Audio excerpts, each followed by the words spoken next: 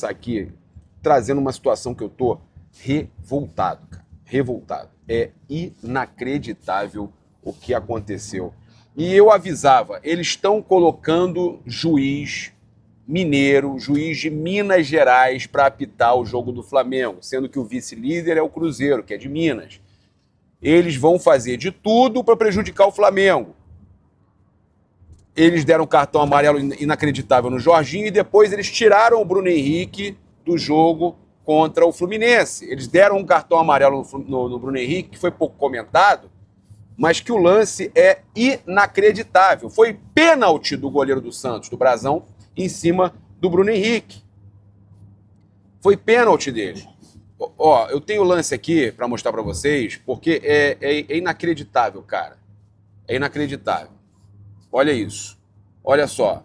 Ele chuta a bola e ele deixa o pé na coxa do Bruno Henrique. Ele deixa o pé na coxa do Bruno Henrique. O Bruno Henrique não faz nada. O juiz disse o quê? Que o Bruno Henrique fez falta no goleiro e deu cartão amarelo no Bruno Henrique. Por isso o Bruno Henrique estava pedindo a revisão para o árbitro mineiro. Por isso, né, a arbitragem brasileira é uma vergonha. Chega, não dá para ficar... é erro. Não, não é erro. Isso é um absurdo, isso é um escárnio. A arbitragem brasileira e o que faz com o Flamengo, essa perseguição com o Flamengo, porque esse lance aí tira o Bruno Henrique, o atacante do Flamengo, do jogo contra o Fluminense, e era um pênalti, porque independente, o goleiro bateu na bola, depois ele faz a falta, ele entra com a chuteira, com as travas da chuteira na coxa do Bruno Henrique. É pênalti claríssimo. Por isso o Bruno Henrique estava pedindo a revisão. Então, gente, é inadmissível, tá? O Bruno Henrique levar esse cartão, ficar fora do jogo contra o Fluminense. É inadmissível o árbitro não checar o VAR. Ele não queria checar o VAR. Talvez o VAR nem tenha falado nada também, né? Cara, é surreal. É uma vergonha o que acontece na arbitragem do futebol brasileiro. É uma vergonha o que fizeram com o Flamengo ontem. Independente, deu espaço, deixou o Neymar fazer o gol. O Flamengo dominou, era para ganhar o jogo, jogou mais. Realmente, teve algumas mudanças que não precisava ter tido. A saída do Alan, a não ser que ele tivesse cansado, o Alan estava muito bem no jogo. Óbvio que a gente tem algumas situações que não podem acontecer, de marcação e tudo mais, mas o Flamengo merecia ganhar o jogo e esse lance aqui foi um lance capital. Era pênalti e não era amarelo para o Bruno Henrique. Ele estaria à disposição do Felipe Luiz para o jogo contra o Fluminense. Realmente é uma vergonha, tá? O que acontece no Campeonato Brasileiro. Olha só, inclusive, influenciador tricolor, o Carlos Daniel, que eu até convido vocês a seguirem ele, que, ele perdeu a página dele, ele comentou também, olha só. Sejamos francos. Ó, e o jogo é contra o Fluminense. E o jogo é contra o Fluminense. Ó. Deixando o clubismo de lado, hein? Sejamos francos. Isso aqui, esse lance, o Flamengo foi prejudicado. Olha só, era amarelo pro Bruno Henrique por causa disso aqui. Ele toma o chute do goleiro do Santos, o goleiro se joga no chão e o Bruno Henrique toma amarelo.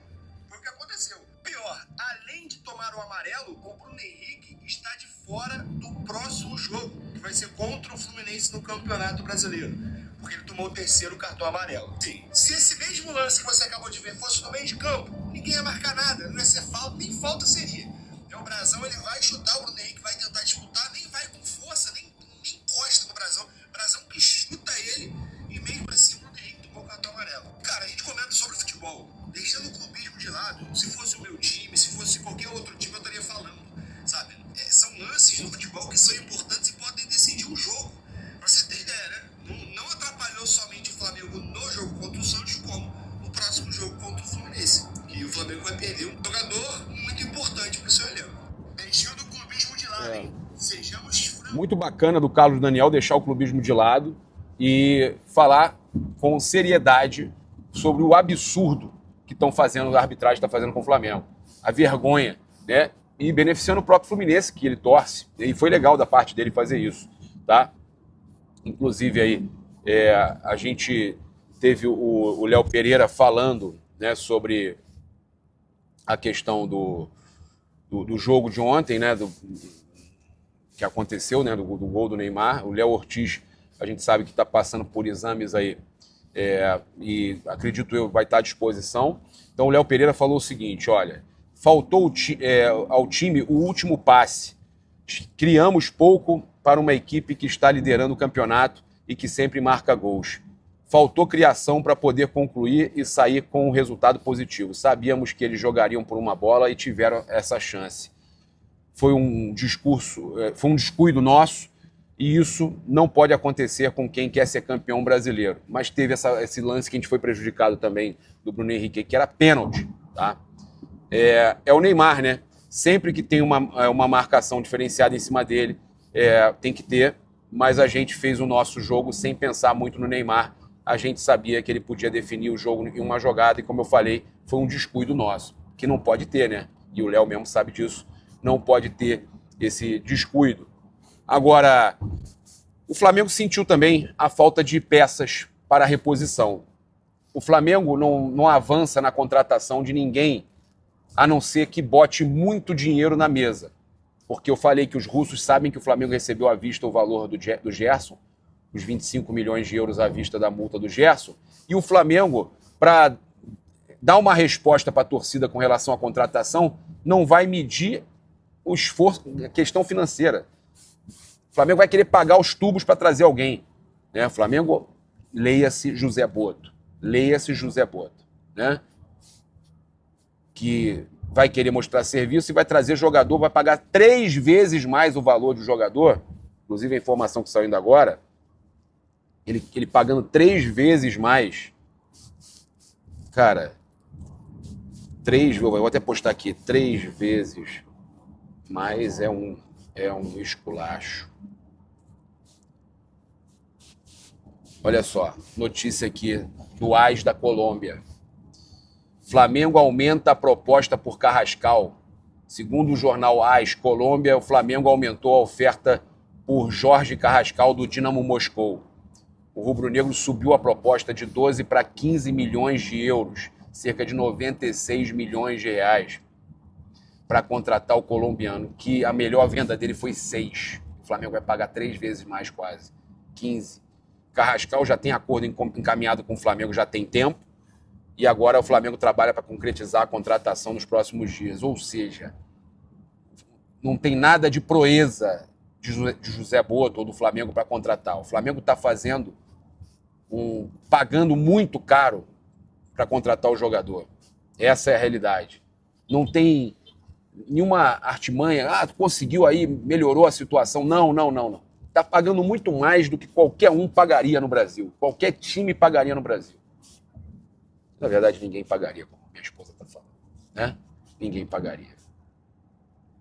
Então, eu acho uma vergonha o Flamengo precisar pagar tão caro para contratar um jogador, para ter a sua primeira contratação aí após a Copa do Mundo de Clubes. Eu, sinceramente, acho isso vergonhoso, tá? Olha, o Flamengo aí se tornou patrimônio histórico, cultural e imaterial do Rio de Janeiro, tá? Então, trazer aqui essa notícia aqui, que a deputada Verônica Lima foi autora da PL 246823, Assembleia Legislativa do Rio de Janeiro aprovou em segunda discussão no dia 24 de junho, a medida seguiu para o governo que sancionou. Futebol é a coisa mais séria, é uma cadeia produtiva que impacta positivamente a economia do nosso país e do Estado, e o Clube de Regatas do Flamengo é o time brasileiro que mais faz a alegria do povo, né? Fez a alegria também do Neymar ontem, ressuscitou o Neymar. É brincadeira, né? Mas é isso, então o Flamengo tendo aí, virando patrimônio histórico, cultural e material do Rio de Janeiro. Parabéns aí ao Flamengo, né, que ressuscitou o Neymar. Trazer aqui também para vocês que a gente, cara, eu tenho visto aqui, eu tenho acompanhado umas situações de vazamento de novo de escalação, de vazamento de cortina de fumaça de jogador, né? E escolhem alguns jornalistas em específicos, ora é um jornalista, ora é Globo Esporte, cara, cada hora é um. Mas eu começo a perceber também, e abre o olho, Felipe Luiz, que tem gente que está perto de você aí, e aí eu não sei se é o próprio dirigente aí, o Boto, eu não sei se é empresário de jogador, se é jogador. Tem gente que está passando informação perto de você. E tem gente que está também passando algumas situações para você ser criticado, para tirar o deles da reta e para você ser criticado. Porque os mesmos jornalistas que recebem informação estão atacando o Felipe Luiz por algumas outras questões. Então, fica ligado, Felipe Luiz, que tem gente perto de você, e o Flazoeiro, ele te avisou numa coletiva que era gente perto de você. E teve um monte de gente que atacou na época de vazamento de escalação e vazamento de não sei o quê. Teve gente que achou que era cortina de fumaça. E não era. Tinha muita coisa acontecendo. E as provas estão aí. As provas estão aí. Então fica ligado, Felipe, que tem gente interessada, tá, na sua tragédia, que não dê certo no Flamengo. Só pode ser porque está recebendo informação e essas mesmas pessoas criticam você, tá? Então, onde há fumaça, há fogo, tá? Tem caroço nesse angu. Tô vendo aqui também, trazer aqui essa situação aqui do Felipe, que eu mais cedo também já trouxe na coletiva, mas que eu achei importante o Felipe colocar aí um ponto final, né, dizer que não vai mais comentar nada, o que tinha para falar já foi falado com relação ao Pedro, e que agora os dois têm que trabalhar.